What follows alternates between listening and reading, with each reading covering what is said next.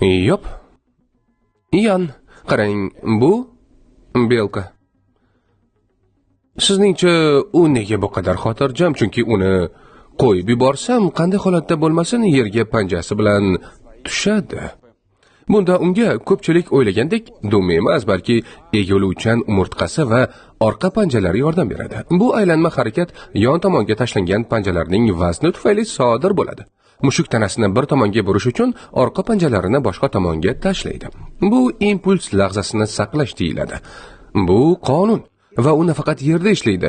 Mushuklar gravitatsiya yo'q joyda ham aylanishni yaxshi eplashadi. Mushuklarni kuzatish odamlarga qiziq bir masalani hal qilishga yordam beradi. Qanday qilib bo'shliqdan turtki olish mumkin? Vaznsizlikda aylanganda xavfsiz to'xtash qiyin bo'ladi.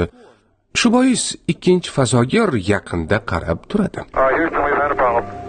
Bu taniqli jumlani astronavt Jon Swigert Oyga yaqinlashganda Apollon 13 kemasida kislorod balloni portlaganda aytgan edi.